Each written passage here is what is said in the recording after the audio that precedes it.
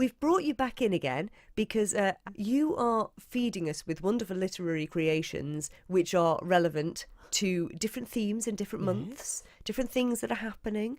So you're sort of illustrating these different events with your word crafting, I suppose. Yes, I like that. Yes. And I'm very excited about it. So this first one that we're going to look at, I mean, this is the month of using your words to great effect, isn't it? Because it is Valentine's. And it's one of those months that seems to sort of spur people on, perhaps to maybe try poetry when they never have before, to maybe try turning their hand to something a little bit romantic in word form. Would you say that's fair? Well, yes, I think a lot of people do attempt to write romantic poetry. I have to say that the Valentine's poem that I've written, it isn't that romantic. Perhaps that's a reflection of me and the fact that I'm a Yorkshire woman. What are you trying to say, that people from Yorkshire aren't romantic? I'm sure some people from Yorkshire are romantic, but we're realists, you see. And we're often quite wary of smooth talkers and silver tongues. So if somebody penned a sort of very silvery poem for you, you wouldn't fall for it? Many years ago, I worked in a hospital, and there was a young doctor that kept writing poetry for me and pushing it under my door.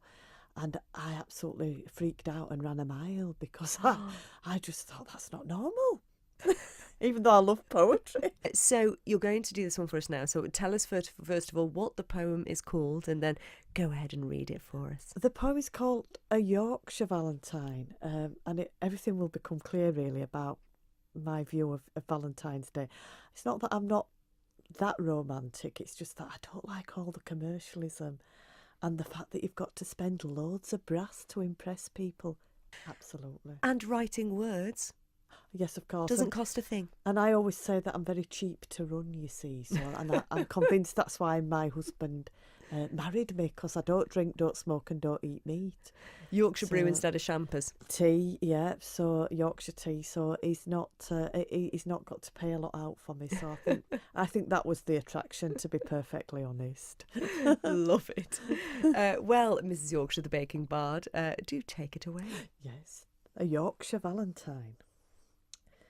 Christmas is now over and they've paid off all the debt. But February the 14th brings them out in a cold sweat. They're off to flash the cash again, and frankly, it's quite stupid. The question that I'd like to ask, just who invented Cupid? The shops are filled with heart-shaped tat, most of it quite cheesy. A teddy in a bright red thong can make you feel quite queasy. The men are all so gullible, they're easily coerced. They head off to Ann Summers, where the customer comes first. There's gifts for married couples and for those that live alone. He'd buy her something special, but he's sure she'd only moan. He settles on a lacy basque, complete with black suspenders. She'd rather have a cup of tea and catch up with EastEnders. And once the day arrives, let the hysteria commence. Splashing out on diamond rings, they've got more brass than sense.